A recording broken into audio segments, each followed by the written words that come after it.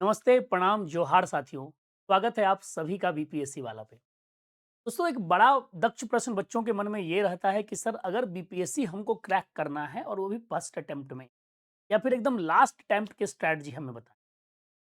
Then हम क्या करें, कितना पढ़ें, क्या हमारा पढ़ने का तरीका होना चाहिए, साथ ही साथ टाइमिंग क्या होनी चाहिए, कितनी देर पढ़ें, क्या नहीं पढ़ें और कब पढ़ें। ये दुरूह प्रश्न बच्चों के मन में बहुत बड़ा एक सवाल खड़ा करता है। ये मैं देख पा रहा हूँ तमाम बच्चों से जब हम लोग बात करते हैं ऑनलाइन और ऑफलाइन, सभी बच्चों के मन में ये ज़हन में ये प्रश्न ज़रूर उठ कर के आता है। तो इसी प्रश्न का समाधान करने के लिए मैं थोड़ा-सा अपने एक्सपीरियंस पर और जितने भी मैं लोगों से बात किया हूँ, सफल लोगों से जो मेरी बातें हुई हैं, भई उनका मास्टर्स प्लान क्या रहता था चीज़ों को करने का, किस तरह से वो चीज़ों को पढ़ते थे, कैसे वो एग्ज़ामिनेशन हॉल तक ले जाते थे चीज़ों को। देखिए पढ़ना बहुत बड़ा ज़रूरी चीज़ है। लेकिन पढ़ना ही ज़रूरी चीज़ है, ये नहीं है। पढ़ने के साथ-साथ आप कैसे उसको एग्ज़ामिनेशन हॉल तक जो आपने चीज़ों को पढ़ा है, उसको ले जाएँ, ये बहुत बड़ी बात है। आज के इस सेशन में मैं इसी स्ट्रैटेजी की बात करूँगा कि बीपीएससी प्रिपरेशन का बेहतर स्टडी रूटीन क्या हो सकता है? कैसे हम लोग एक रूटीन प्लान सेट करें? देखो, सबसे बड़ी बात जो मेरा अपना मानना है, जो मैं इस बात में इत्तेफ़ाक रखता हूँ, ठीक है? वो मेरा अपना परसेप्शन हो सकता है कि बीपीएससी का अगर हम एग्ज़ाम दे रहे हैं, चलो ठीक है भाई, बीपीएससी का अगर हम एग्ज़ाम दे रहे हैं, बीपीएससी का एग्ज़ाम देने में सबसे बड़ी बात हमारे पास जो आ रही है कि हमको कितनी देर पढ़ाई करनी चाहिए। तो मैं अमूमन जो है लगभग सभी लोगों से इस सेक्टर में एक अलग विचार रखता हूँ। बहुत सारे लोगों से हो सकता है कि मेरी बात को वो अ, तवज्जो ना दें, लेकिन ये फैक्ट है। तो मैं बताने जा रहा हूँ, इस बात को आपको ध्यान में रखना है। सबसे पहली बार कितनी देर पढ़ें? एक सवाल मन में खड़ा होता है, एक प्रश्न ये मन में हमारे पास आता है और ये बड़ा ही अच्छा एक प्रश्न है कि सर कितनी देर पढ़ाई की जाए, है ना? कितनी देर पढ़ाई की जाए? एक बड़ा ही सवाल उठ कर के आता है, कितनी देर पढ़ाई? तो जवाब है, अगर आप इस पढ़ाई को जो है, सबसे बड़ी बात है 1 साल का आप पहले प्लान ले लीजिए, ठीक है? कि भई 1 साल में 1 ईयर का हमको एफर्ट देना है बीपीएससी पर और जी जान लगा दीजिए, 1 साल में आप पर डे यानी 1 साल में आप प्रतिदिन, बात समझ रहे हो? यानी प्रतिदिन आप पर डे केवल आपको कितना पढ़ना है भई? तो प्रतिदिन जो आपको पढ़ना है 1 साल के भीतर, वह 6 घंटे हर रोज़। आप 6 घंटे हर रोज़ दे दो, बस। अगर 1 साल लगातार आपने 6 घंटे हर रोज़ दे दिया ईमानदारी से, ऑनेस्टली से, ये भी बात ध्यान रखिएगा। ये 6 घंटे मतलब ऑनेस्टली 6 घंटे। इसमें किसी के लिए आप नहीं हैं, आप केवल अपनी हैं और अपनी किताबों के हैं, अपने क्लास नोट्स के हैं। जिस दिन आपने के अंदर ये डेडिकेशन आ गया, ये धैर्य आ गया, ये दृढ़ता आ गई, ये परसेवरेंस आ गया, उसी दिन से बीपीएससी आपके लिए आसान हो जाए। तो जो मैं सवाल खड़ा कर रहा हूं, कितनी देर पढ़ाई होनी चाहिए? तो 6 घंटे पर डे। ऑनेस्टली एकदम आपको पढ़ाई करनी है, मोबाइल से दूर, उस समय किसी का कोई डिस्टर्बेंस नहीं, तब तक जब तक कि आपका उस परिस्थिति में होना या किसी से बात करना किसी बहुत बड़े संकट का समाधान नहीं हो सकता है, तब तक आप केवल 6 घंटे अपने आप को देंगे और वो पढ़ने में देंगे, सोने में नहीं कि भाई सो गए 6 घंटे। ठीक है? तो ये ध्यान रखिए। दूसरा सवाल आता है कि सर सुबह पढ़ें या शाम पढ़ें? है ना? सुबह पढ़ें कि शाम पढ़ें? यह भी एक बड़ा सवाल खड़ा होता है बच्चों के मन में। सुबह पढ़ें कि शाम में?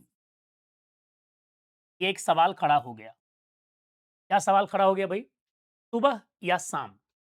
ठीक है? तो जब सुबह या शाम पढ़ने की बात आती है, तो मैं आपको एक अच्छा इसमें एक एग्जांपल दे सकता हूं।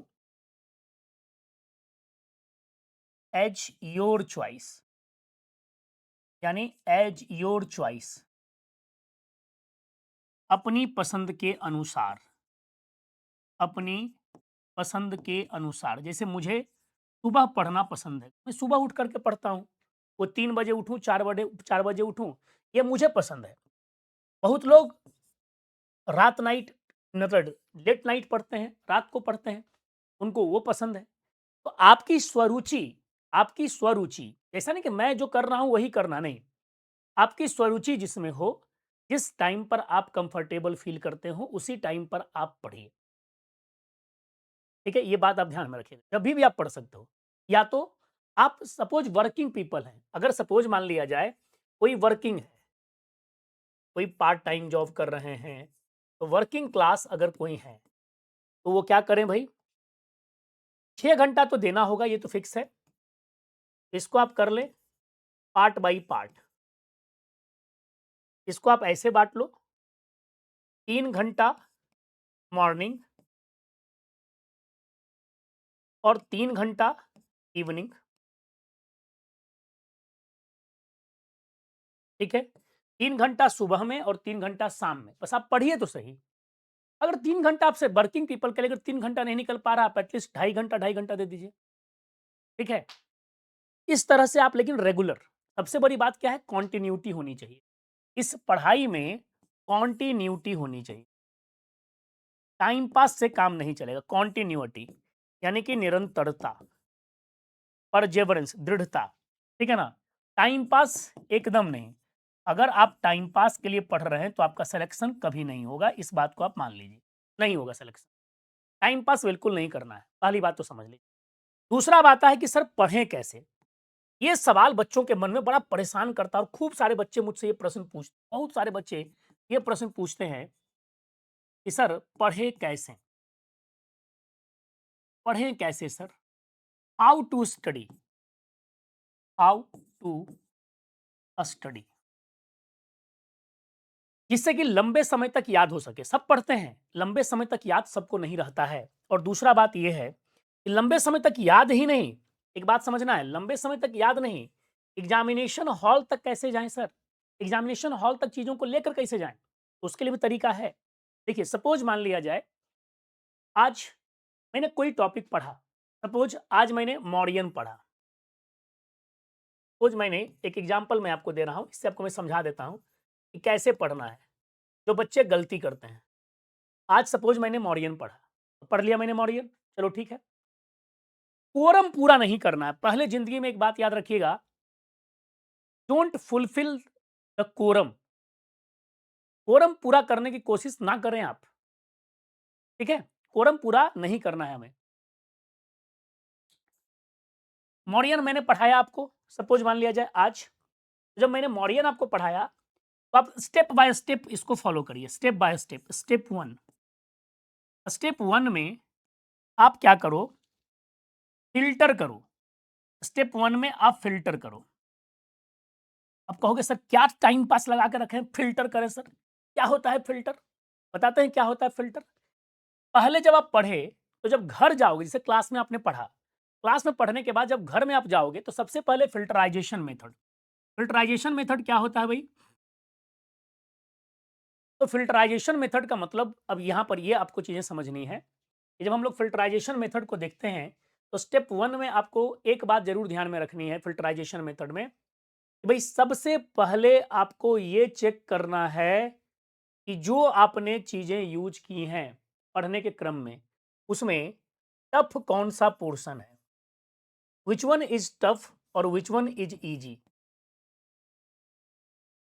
बच्चा क्या करता है, क्लास में पढ़ता है, आज की मेंटालिटी, क्लास में पढ़ता है, घर में जाके वो रिवीजन करता है। अरे भाई, तुम रिवीजन तब करोगे ना जब तुम एक बार पढ़ोगे अच्छे से।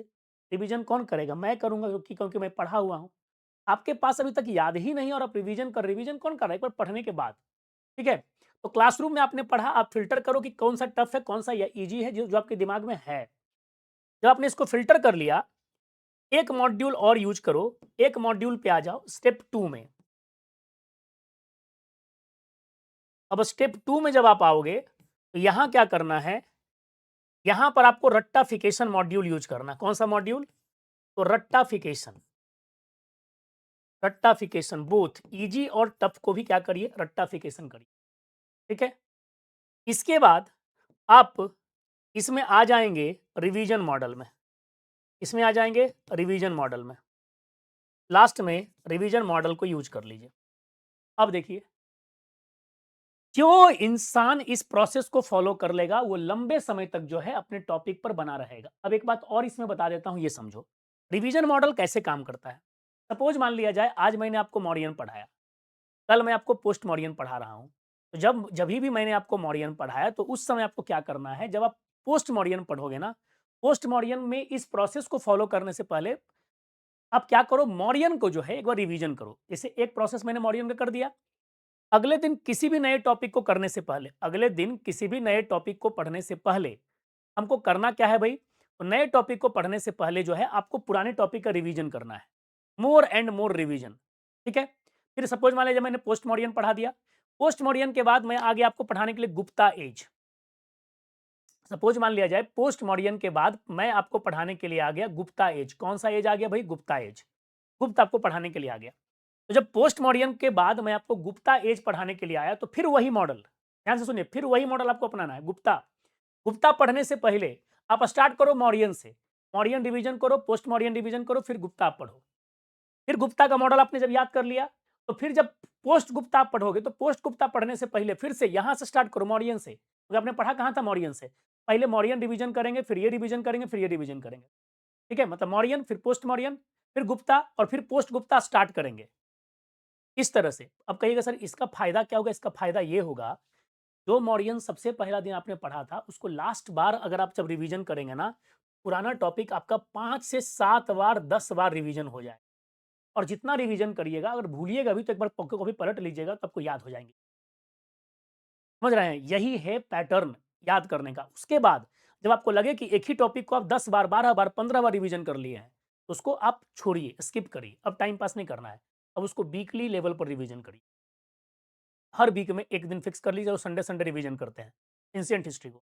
जब संडे एंशिएंट हिस्ट्री रिवीजन के 2-3 संडे आप देख लीजिए, लग रहा है कि याद है, तो अब क्या करिए, उसको बदल दीजिए। 15 दिन में एक बार रिवीजन करके देखिए। तो आपको लगे 15-15 दिन में भी रिवीजन मेरा हो जा रहा है, पूरा हमको याद है, तो उसको बढ़ाइए, 1.5 महीना में करिए, 2 महीना में करिए, लेकिन रिवीजन ज़रूर करिए। मैंने क्या कहा? जो परसेवरेंस, जो डेडिकेशन, जो कंटिन्यूटी को फॉलो करेगा, वही सही मायनों में पढ़ पाएगा। इससे बेहतर और कुछ भी नहीं है। इससे बेहतर अगर आपको कहा जाए, तो इससे बेहतर कोई अप्रोच नहीं है। किसी भी एग्ज़ाम, आप कोई एग्ज़ाम दीजिए, यूपीएससी ही नहीं, दुनिया का कोई एग्ज़ाम दीजिए, उसमें केवल इस मॉडल को यूज़ कर लीजिए। उसके बाद आप कहिएगा कि सर, अविनाश सर ने मुझे बात बताई थी, उस रास्ते पर चल कर के हमें सफलता मिली है।